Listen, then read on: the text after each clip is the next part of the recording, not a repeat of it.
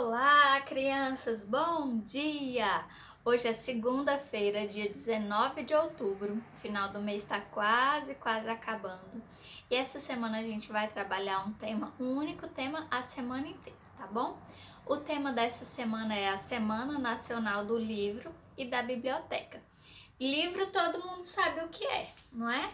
Que livro são esses aqui, ó, com histórias. São onde tem letras, imagens, tá bom? Que conta alguma história. E o livro não necessariamente ele é sempre de história. Ele pode ser só de imagens, um livro de gravuras que você vai olhar e vai conseguir entender o que o autor quis passar com a mensagem somente por meio de imagens, tá bom? Então o livro não necessariamente ele precisa ter letras. E biblioteca, crianças, quem sabe o que é biblioteca? A biblioteca é um lugar que tenha muitos livros, como por exemplo, as escolas, elas costumam ter uma biblioteca. Aí quando a gente precisa, a gente vai lá e pega algum dos livros. Mas biblioteca não existe só em escolas, tá bom? Existe a Biblioteca Nacional em Brasília, que fica pertinho da rodoviária. Existem bibliotecas no mundo inteiro, bibliotecas famosas, bibliotecas que guardam a história, falam da cultura das pessoas daquela cidade, da região. Enfim, biblioteca é um cenário, é um acervo de livro, tá bom? Acervo é uma palavra um pouco difícil de sair, mas saiu. Então, acervo de livros são, ó, muitos livros. Igual a tia colocou aqui, ó. Eu separei bastante livros aqui e aqui na minha mão eu tenho os principais, os mais conhecidos, os que costumam ter em praticamente todas as bibliotecas. É A Bela e a Fera. É um livro muito conhecido no mundo inteiro, é uma história muito famosa. Tenho também a história da Branca de Neve, que é também um clássico, muito conhecida. E também a história do Peter Pan. Hoje a língua da tia tá bagunçada, né?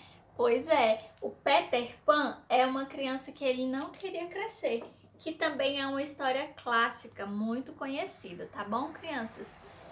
E os livros, para que eles existam, as histórias, as imagens, elas precisam de alguém para se inspirar, alguém para escrever. Então, todo livro, para que ele exista, ele precisa de um autor. E o que é o autor? Quem, ó, criou a história. Os livros, eles precisam também de um ilustrador, que é a pessoa que faz os desenhos, as imagens, tá bom?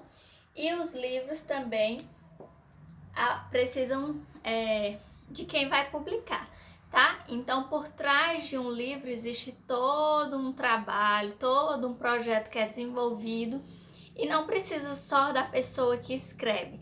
A pessoa que escreve é a pessoa principal, é a que fica famosa, é a que a gente conhece os nomes. Mas por trás de um livro desse, muita gente trabalha para que ele chegue assim, ó, bonitinho na nossa mão. Alguém precisa fazer a imagem do personagem, desenhar, criar. Alguns autores, eles conseguem fazer não só a imagem, a história escrita, né? Mas eles também conseguem desenhar. Mas não é regra, tá, crianças? Então, um livro para que ele fique assim, ó, prontinho na nossa mão, ele tem todo um processo, toda uma história até chegar até nós. E hoje eu vou falar para vocês sobre um dos autores mais conhecidos brasileiros, tá bom? Porque autor pode ser do mundo inteiro. No mundo inteiro tem gente que escreve, no mundo inteiro tem gente que cria histórias, tá bom? As histórias, algumas são verdadeiras, outras são ficção, que são histórias criadas, inventadas. Algumas são baseadas em algo que aconteceu, aí a pessoa escreve meio parecido, tá bom, crianças? Então, vou mostrar para vocês a foto de um dos escritores mais conhecidos brasileiros, que é o Monteiro Lobato. Monteiro Lobato é esse senhor aqui que ficou muito, muito conhecido, porque ele foi um dos primeiros escritores a contar, a criar histórias que envolvessem o nosso folclore.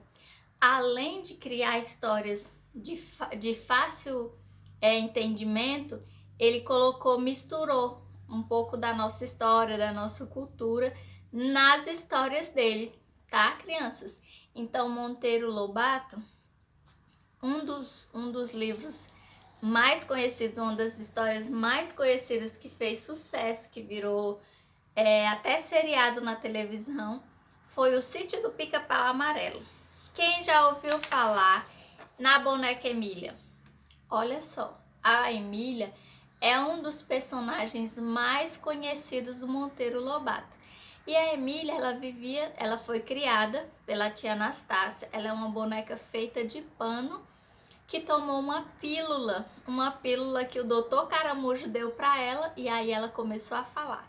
Então essa boneca feita de pano, depois de tomar essa pílula, ela ficou muito tagarela e ela falava muito.